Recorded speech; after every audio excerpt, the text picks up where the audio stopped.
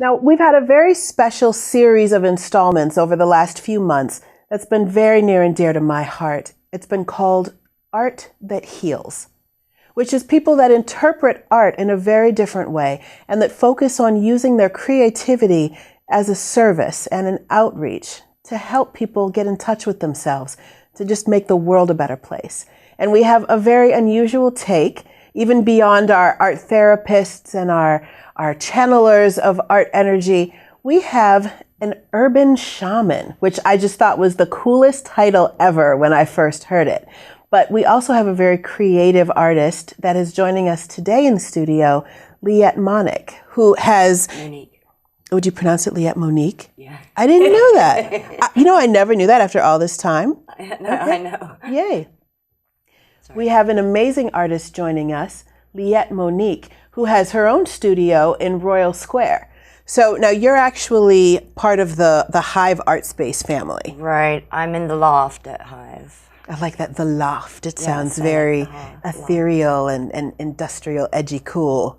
So basically that means, now people can see you by appointment, By private or they appointment can come or in. at events. First Fridays or any other event that Royal Square may have or that I'm invited to be in. So now, what made you pair up with an art gallery? Well, And the energy of Royal Square as an art district in general. Well, it fit in with my energy because I'm like really different and No. and just being accepted unconditionally, however you are, is very rare. And I found that to be here in our art community. Here's confirmation. True. Look at that. Yeah. In our art community, and so that's what drew me to that, was the energy. So explain exactly, what is it, how would you describe what it is that you do? What I do is I feel energy and I know things. I just know things. I am able to communicate with the other side easily, channel. I do really some powerful healings. But how that translates into the art community as to a creative way through to healing is that it awakens them one spark at a time to who they were meant to be. Hopefully in this lifetime is what my goal is. Right. I want it now. Now, and I do that through many different modalities. I do that through channeled tarot readings. Now, I know a lot of people are saying, oh my God, right? Tarot reader, right? Channeler yet. Those daggone late night infomercials gave you a bad name. There we go. There we go. But it doesn't bother me anymore because I know I come from the heart, and I do mean well. So anyway, what that does is it gives people insight into what's going on in their lives at the moment with the path that they're currently on. And what is the possibilities out there for them if they stay on the current path. Sometimes people have to change their path or make different choices in order to get to that good place that they're looking to go, to the person they were meant to be. And the tarot readings opens that up to them and brings that into light. Now it's their choice whether they decide to continue on the path or make a different choice and go somewhere way different, which will then make a different outcome, of course. Right. We have the gift of choice. I also do spiritual counseling. All my phone counseling is free. I do spend hours, sometimes on the phone in late evenings. That's very artist of you. But other than that, the healings come into play because what influences the inner particle is the outer energy, okay?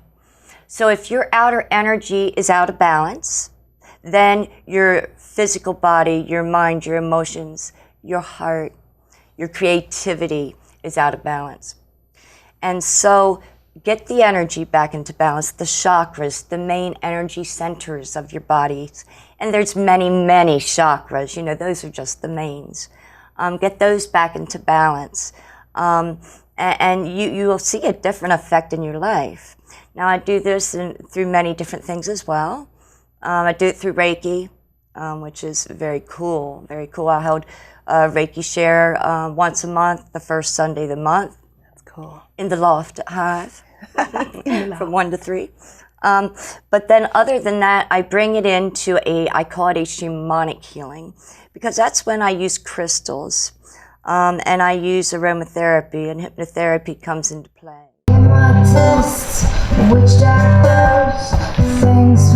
Well, I know the first two things that pop to mind, whenever you talk about any sort of alternative spiritualities or religions or more traditional or earth-based religions, things like that, the first thing that you have is people that are like, well, that's devil worship. That's people that are messing with dark energies, or that's people that are you know, trying to control things or play with things that they shouldn't be. So when you hear those perspectives, how do you address those?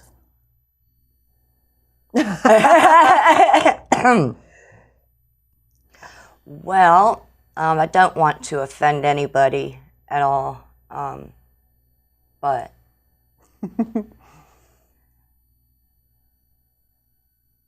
Jesus, I love Jesus. He's part of my team.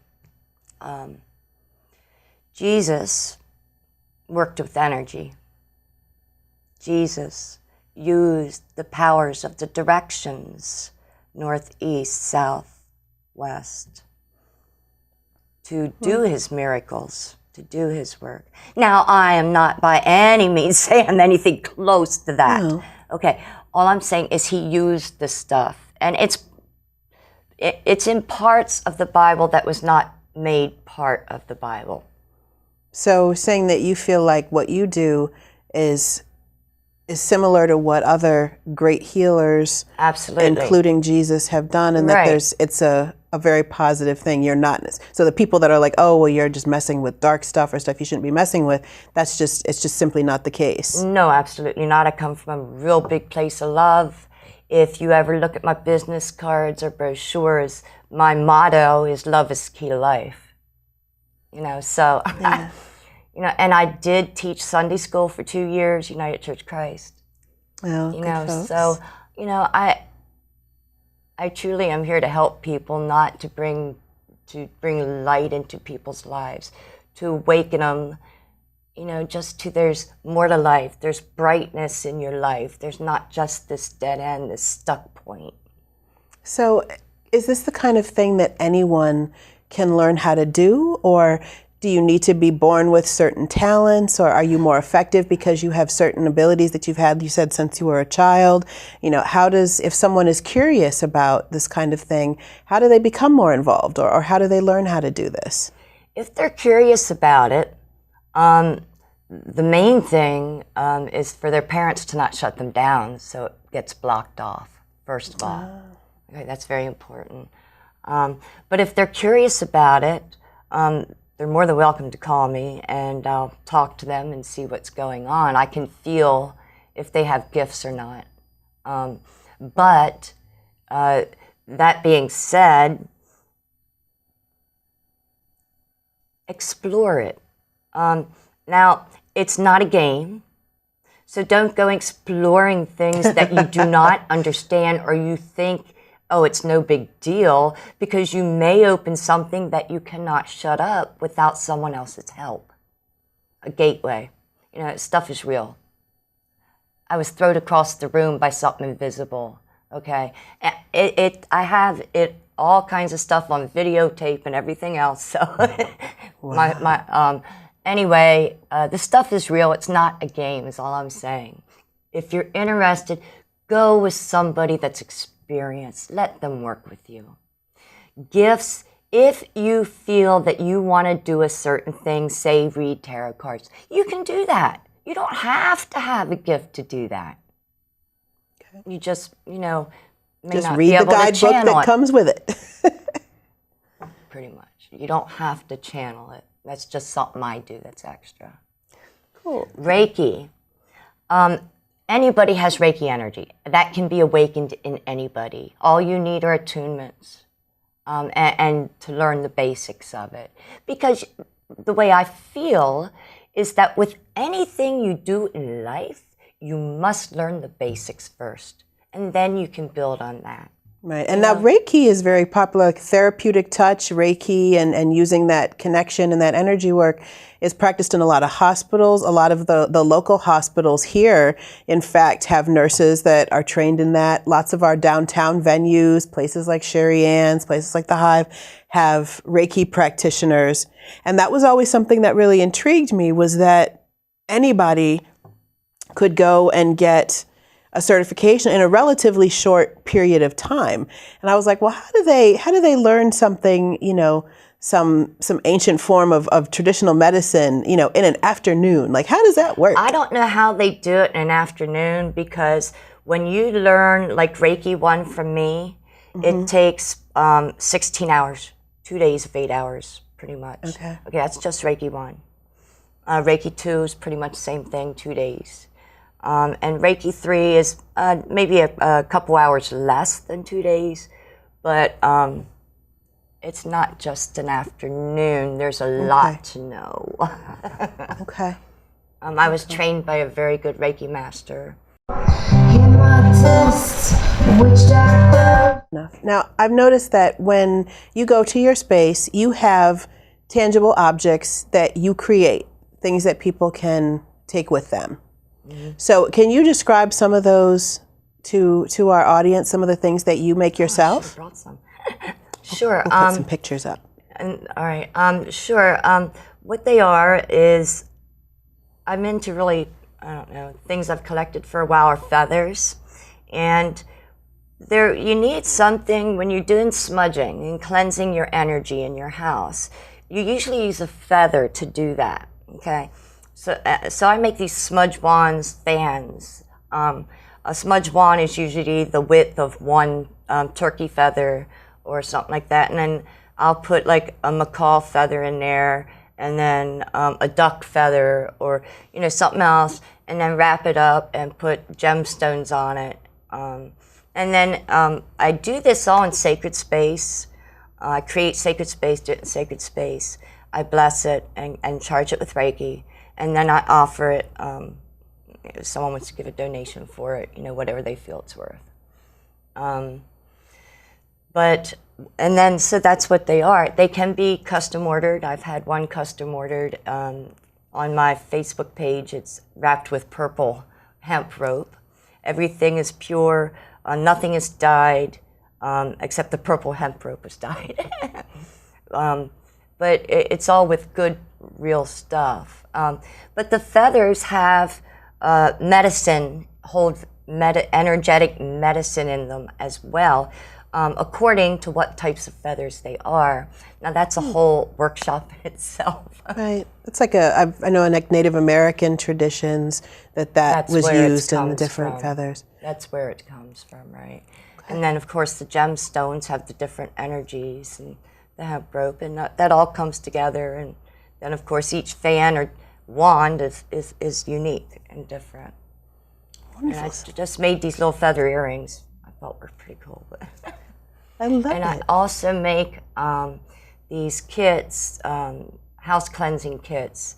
And I have like a little shell to put your white, and it has white sage in it. You put your white sage. And also another Native American tradition that's become really popular. I noticed a lot of people are very familiar with using sage to cleanse spaces. That, light burning sage or using the smoke, and it's not just people that are followers of Native American traditions, but it's become really common now. Right, because people are learning how it does cleanse the energy, and it does make you feel better. You just need to experience it. And then I also put a Palo Santo stick in there, holy wood is what that's called.